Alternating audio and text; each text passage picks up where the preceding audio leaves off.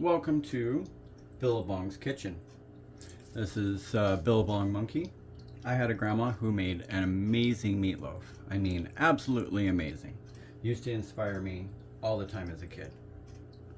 Now, I am going to show you how to make a meatloaf that is better and juicier and more flavorful than grandma's meatloaf.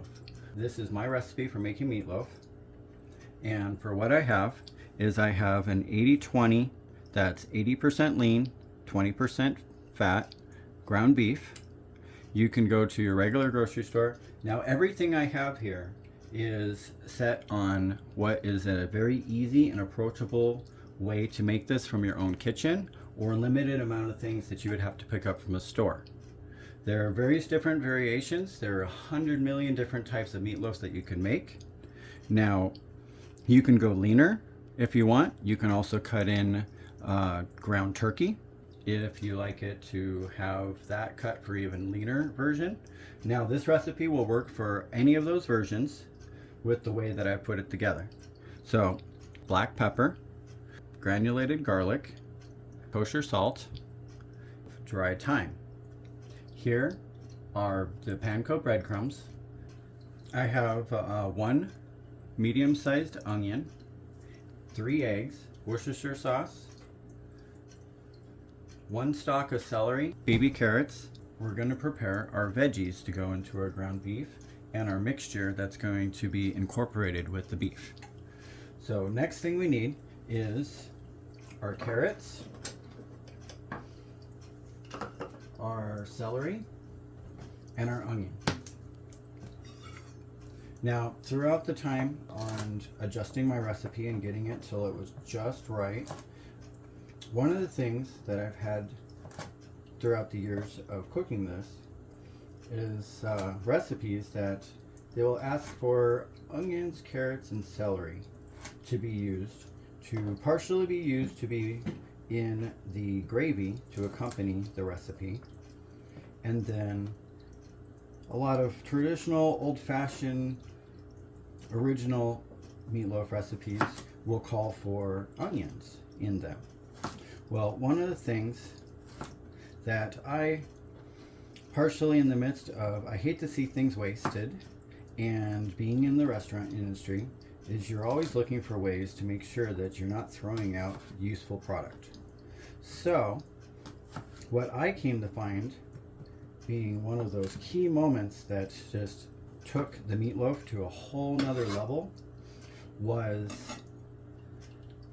after putting the carrots, celery, and onion in your beef broth for your gravy, I like to strain it out of the broth and I add it to my meatloaf mixture. This makes it so that the vegetables will leach out extra flavor and they will give extra moisture, and it makes it so that your meatloaf is so much more just juicy and moist.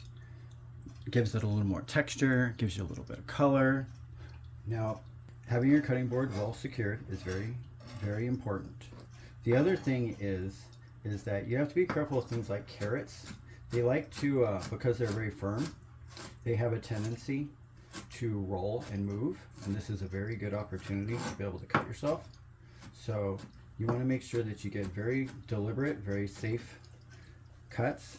Now what I'm doing here is I'm cutting the carrots, and I'm going to do the same for the onions and the celery to a small, about 1/4 inch size, because as much as it is nice to have the color and the extra moisture from the vegetables in your meatloaf, you also at the same time, you don't want to be chewing on a huge chunk of carrot or celery in your meat that takes away from the fact that you're eating a meatloaf.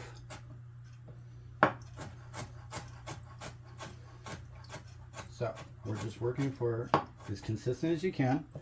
Take it at a pace that works for you. I'm not doing this at full speed. I'm doing it a little slower just so that we can see the proper size. So all I'm doing is I'm taking my celery and I'm cutting it into little strips that are about 1/4 inch or a little less if you can. Because like I said, you want to keep the pieces small.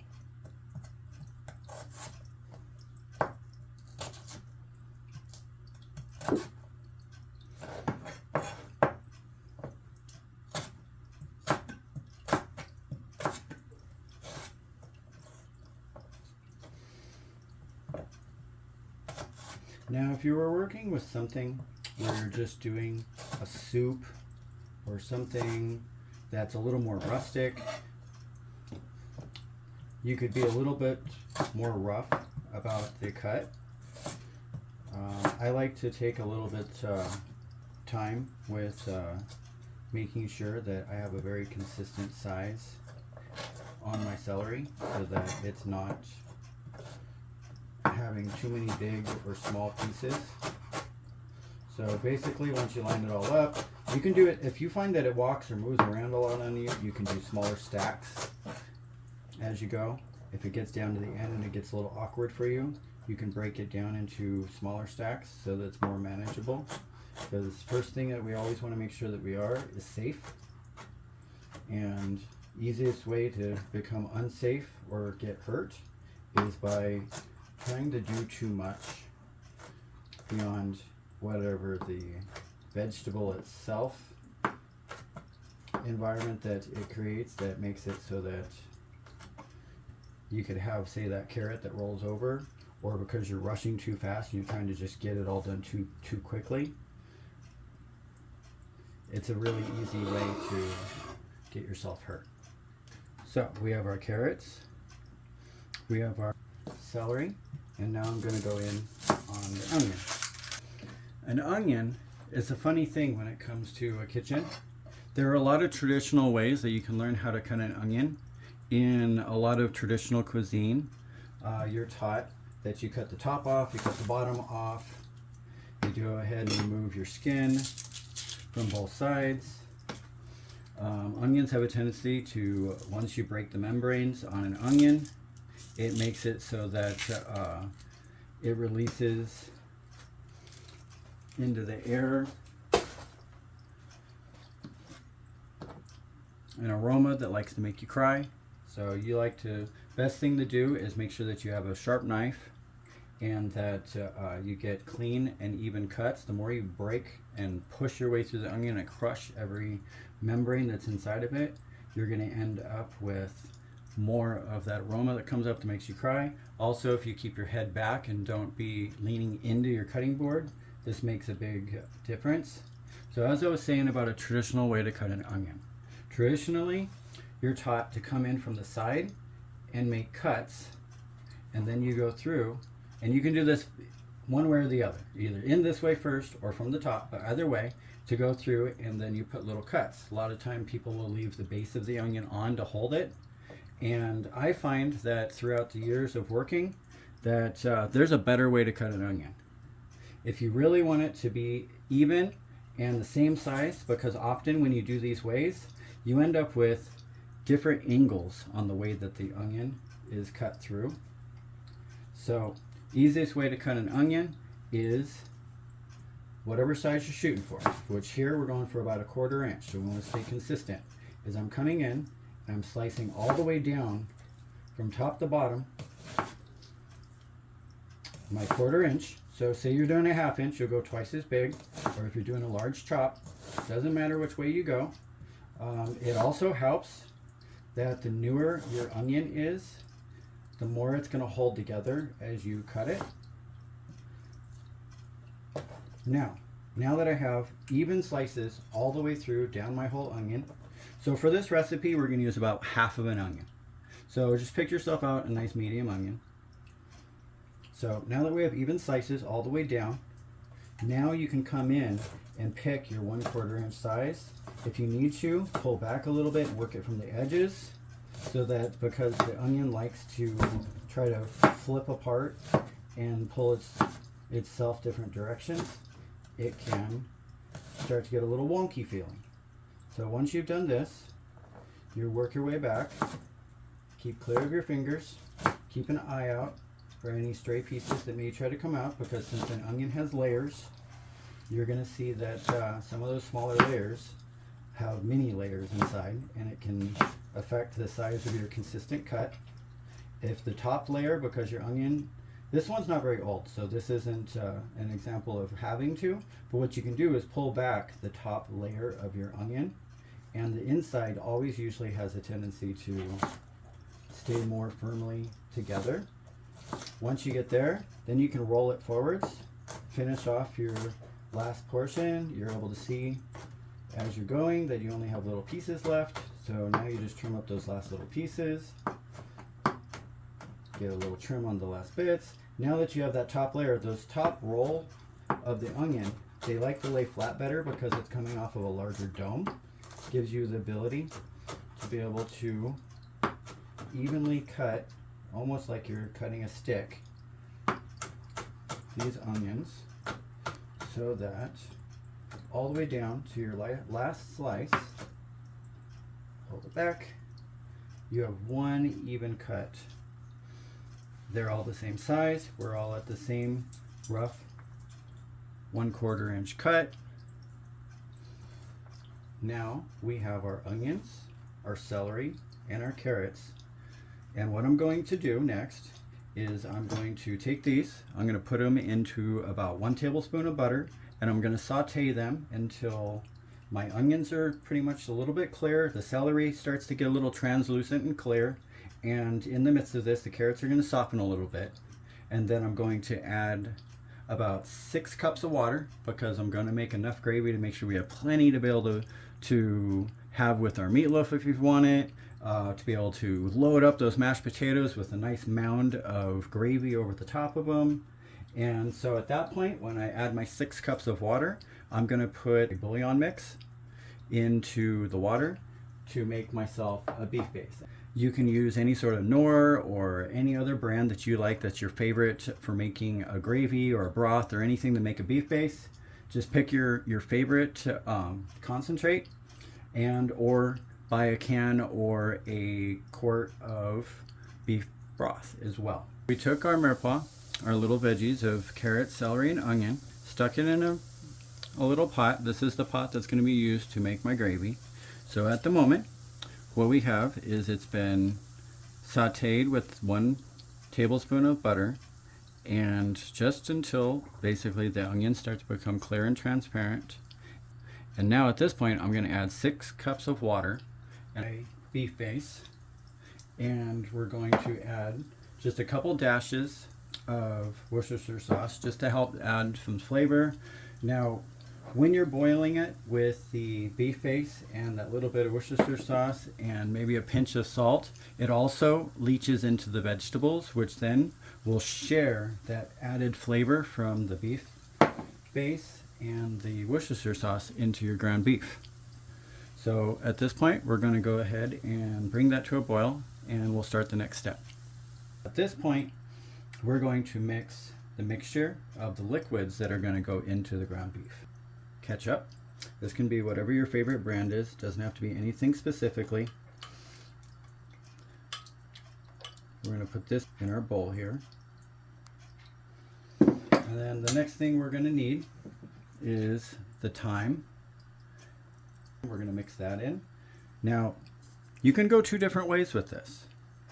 The garlic and the thyme you can either use as fresh or as dry.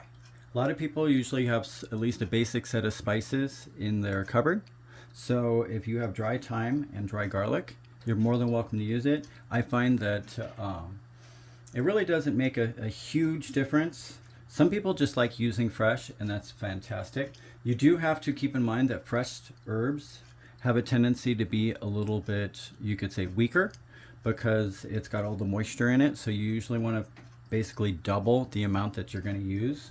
So instead of 1 teaspoon of thyme, if you're using fresh, you would go ahead and use 2 teaspoons. But dry works great because you're already putting it into the ketchup, which is liquid. You're going to be adding the eggs. You have the meat that has its own moisture as well. Same thing with the garlic. You could go ahead and either use just the 1 teaspoon of garlic, Now keep in mind, if you buy your garlic brand new, it's going to be a lot stronger than garlic that maybe you've had in your cupboard for a few months. So it's also something that's a to taste kind of thing, that you may want to use more or less garlic. So the next thing after the dry garlic is to put in the 1 tablespoon of salt. You can use your regular table salt.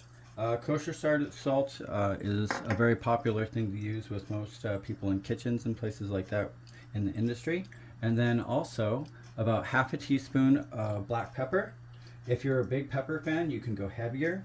If you have any sort of allergy or anything to it, you could exclude it if you wanted. Pepper does help develop a little extra flavor to it and give it that extra little something. So at this point, we're going to take those spices, mix them in, and incorporate them into our ketchup. This is really great to go ahead, and you can even do this the night before. You can break this up, because all it's going to do is, if you were to do this say a couple hours before, do it before you start your mashed potatoes. If you give it time to rest, it just hydrates the dry herbs a little bit more. Now you can use anywhere from 2 to 3 eggs is what you need for 3 pounds of ground beef, and I would recommend varying on that depending on how large your eggs are. If you have a medium or smaller egg that you're using, especially if you like to use something that's off of organic ranch or something, and some of those chickens lay smaller eggs, that's no big deal.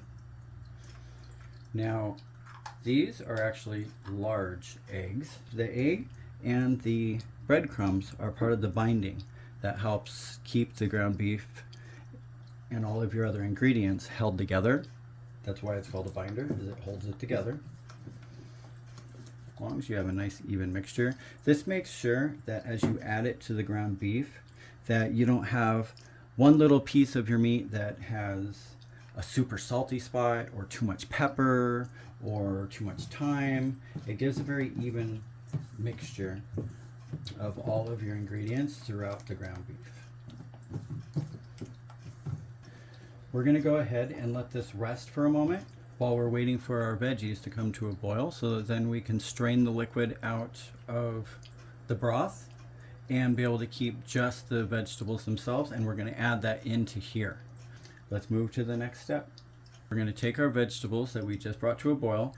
Now right here I have a bowl, and I have a strainer that is made of screen, because you want something fine enough that has a mesh that your vegetables aren't going to fall through it, but only just your liquid. You can use whatever size one you have that works for you, or whatever you have in your kitchen.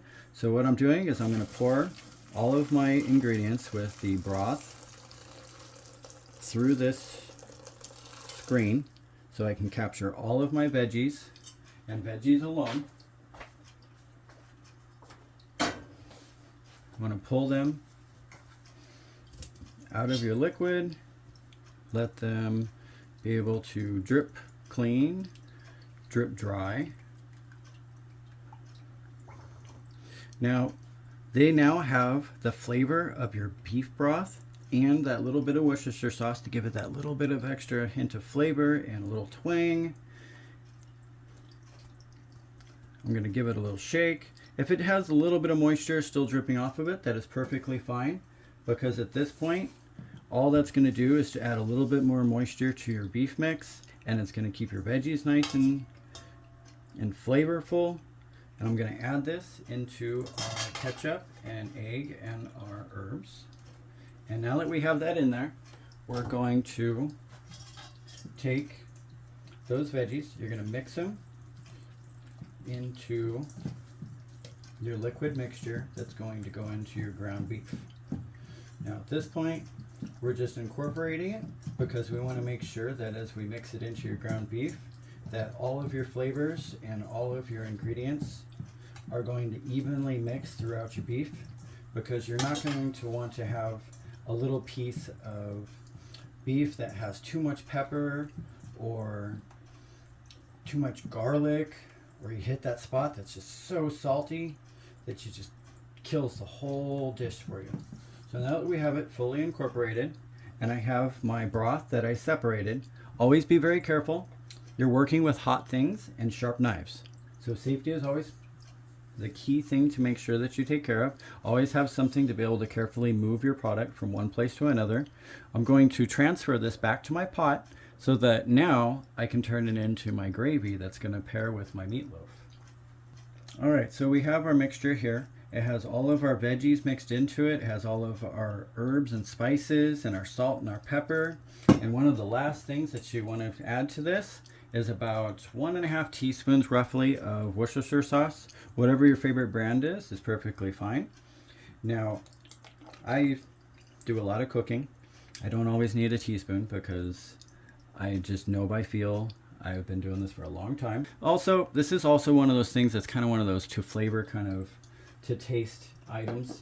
So once you put your 1.5 teaspoons roughly of Worcestershire sauce in, you're going to incorporate that into your mixture. This can go in at the beginning. It can go in any part of making this liquid mixture that goes into your ground beef. But you just want to make sure to incorporate all of your ingredients really well, just so that it evenly spreads throughout your ground beef. So now that this is ready, we're going to move on to the next step, which is to put it into your ground beef and add your breadcrumbs as the binder, as well as those eggs that are in the mixture as well, to be able to mix it and make that amazing meatloaf that we're looking so forwards to having. I have 1 2/3 cups of panko breadcrumbs. I find these to be my favorite. You can use regular breadcrumbs, but I find that the panko just gives it the nice body and feel, and that's the best way that I've always found it to be, that I get the best product. So my mixture, my breadcrumbs, and I have my 3 pounds of ground beef. You just want to make sure at this point that all you're doing is just breaking it up so that you can get a nice even mixture. You don't have to work it or do anything real special with it. You just want it broken up enough that you know that it's got a little air throughout it so that it's loose. Kind of fluff it a little bit. So now when you go ahead and put your ingredients in here, these liquid ingredients, you're just going to pour all of them in there. If you don't quite get all of it, that's fine. Use whatever, a bowl or a spatula or whatever you need to get it out. Now that you have them in there, all you need to do at this point is mix it in. Some people like to use a spoon or something. I honestly feel that the best way to do this is to make sure to use your hands. Make sure to always wash your hands thoroughly before, after, throughout the whole process of cooking. Anything that you change from, that's part of just being extra safe. And I like to use gloves just so that it makes it easier for me to be able to move from one task to the other, because whether you're wearing gloves or not, when you pull them off, you should always wash your hands between even putting new set of gloves on. But I find because you are working with ground beef and it does have fat to it like any meat, it makes your hands extra slippery, and it makes it a little bit longer process of trying to wash your hands. And just for speed, throwing on a pair of gloves helps, but being able to feel as you're going through that everything's getting mixed in. Turn your bowl around, make sure you don't have any extra liquidy spots that you didn't make notice of before.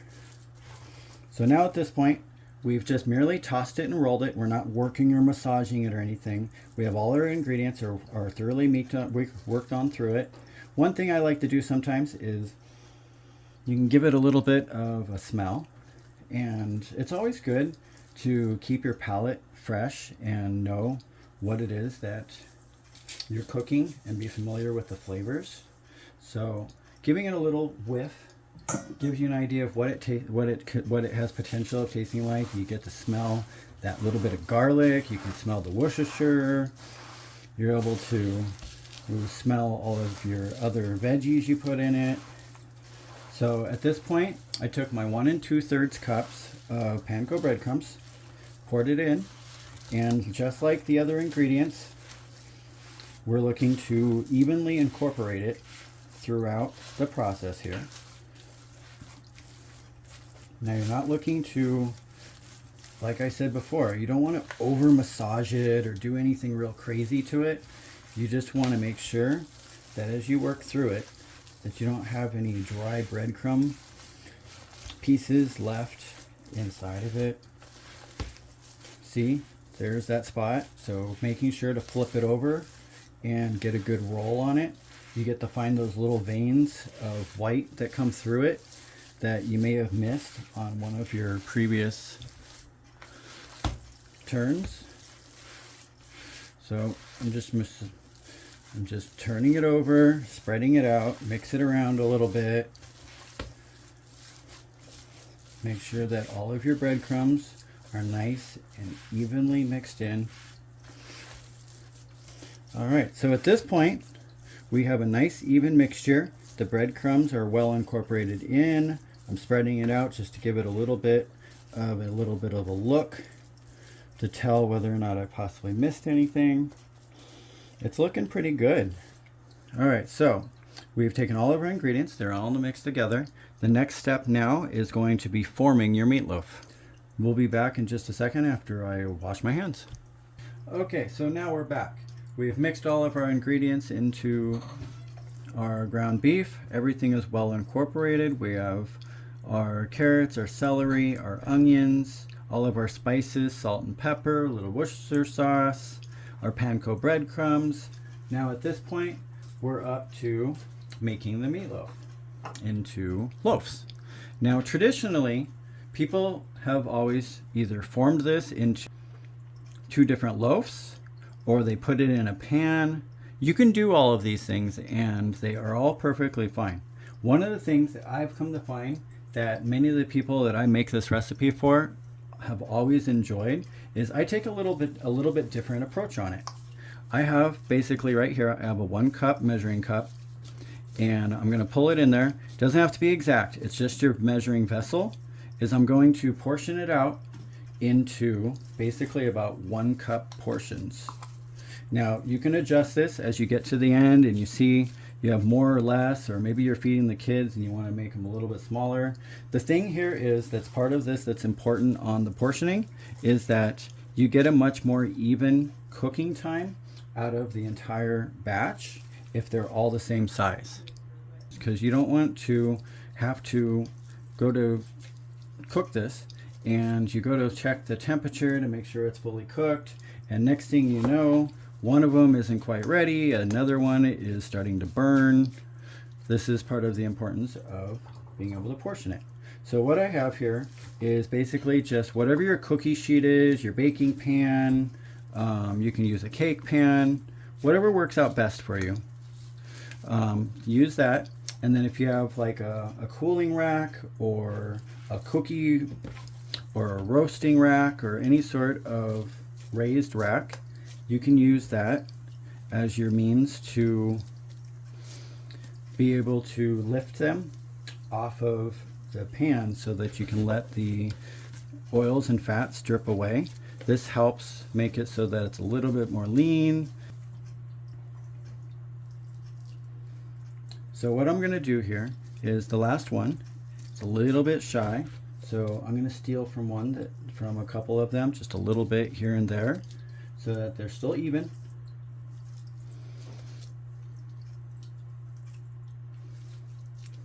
But now your last one is just about the same size as the rest. As you go, you'll probably want to go a little shy of that full 1 cup because you're going to get about 8 portions here.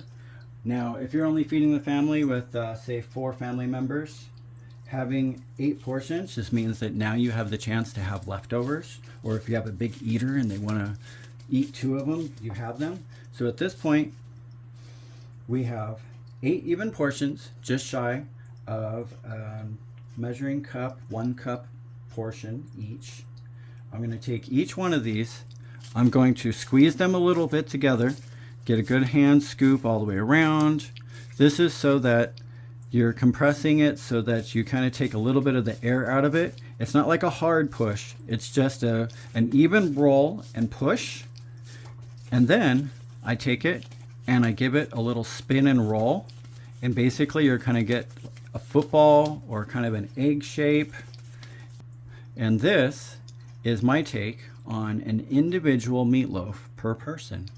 Everybody gets their own one because when you put that topping or the ketchup or whatever it is you love to put on top of yours, for ours, we're going to use just straight ketchup because we're keeping this easy and approachable. And truly, the sugars that come from that ketchup that caramelizes over the top, when you do a whole big pan of meatloaf, you end up with corners or edges that end up being kind of that crunchy part that has that caramelized ketchup and gives that extra little sweet crunch on it. And some people love that. Some people like it to be a little bit more even. Now, being that it's an individual loaf, this makes it so that every single person gets themselves the chance to be able to have that perfect meatloaf for every single guest in your group, in your family.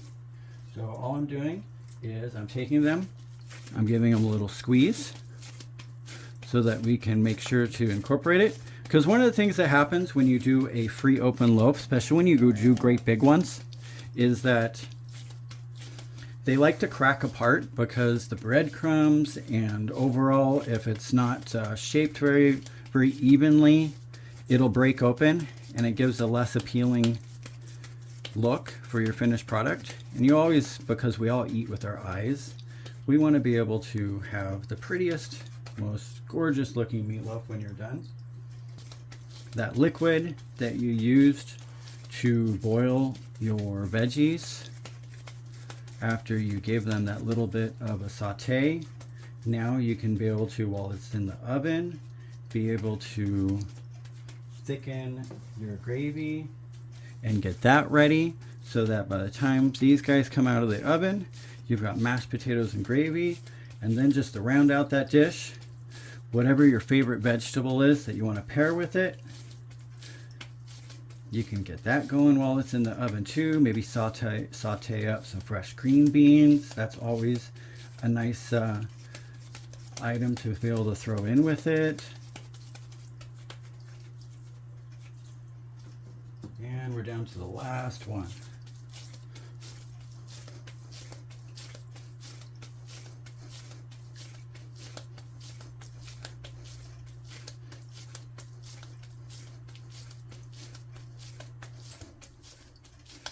So while you're in the midst of forming all of your individual meatloafs, if you have one that maybe you just don't like the shape of it just exactly, give it a little extra love.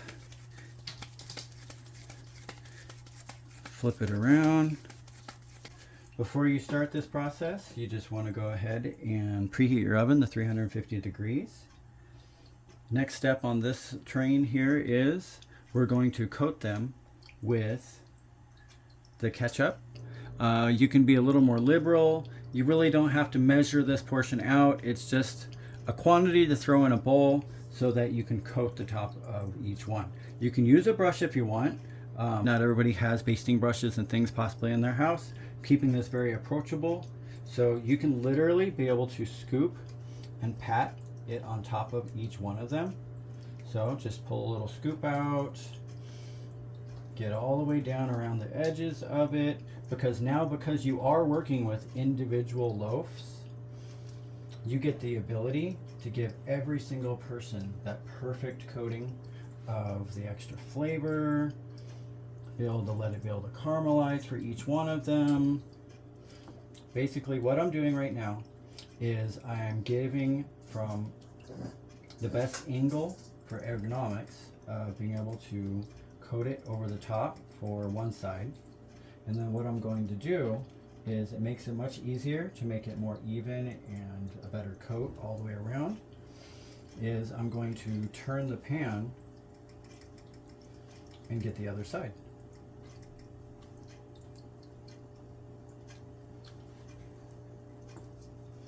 All right, so now we're going to turn the pan around.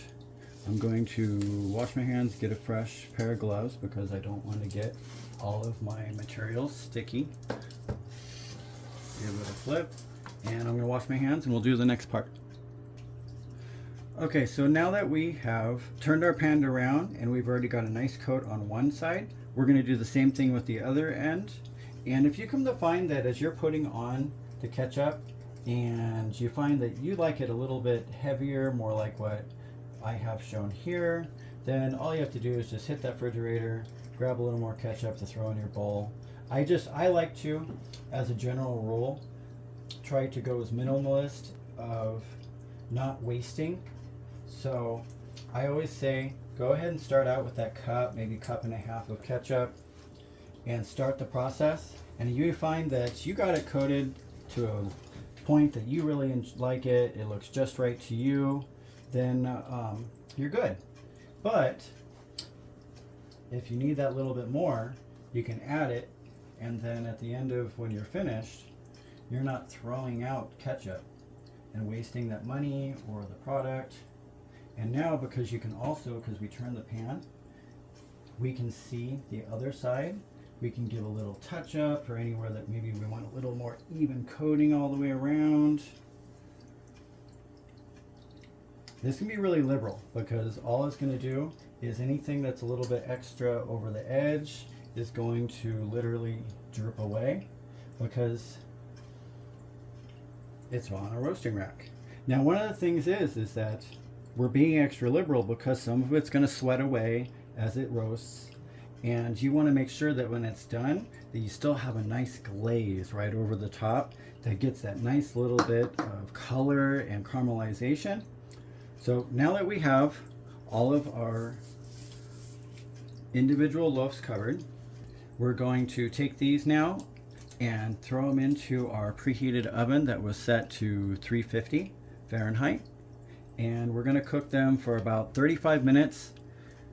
Time will vary based on whether you're using a convection fan forced oven or if you have a regular traditional oven. It takes a little bit longer. That's the other thing I really like about having individual loaves, is that by making them smaller, you get a faster cook time. Now, this is ground beef. You want to make sure that you cook it to 165 is the best, safest temperature so that they're ready to go. And make sure that they have a nice little bit of color that develops on the top, and we get to taste this delicious meatloaf. All right, let's go. Okay, so once you bring your meatloaf out of the oven, you want to let them rest for a little bit just so that anything dripping off of them or anything kind of has a chance to set up for a minute. You only need to really let them rest for probably anywhere from 10 to 20 minutes. Some people like to let them rest for like 30 minutes, but because this is an individual loaf and doesn't require you to have to slice and dice and do all that stuff on a cutting board and get all greasy and all that stuff, you literally are able to take these, put them onto a serving platter or put them straight from the pan to the plate and be able to eat them right out of the oven. At this point is you really want them to sit for maybe that 10 or 15 minutes just so it cools down and you don't burn the heck out of your mouth.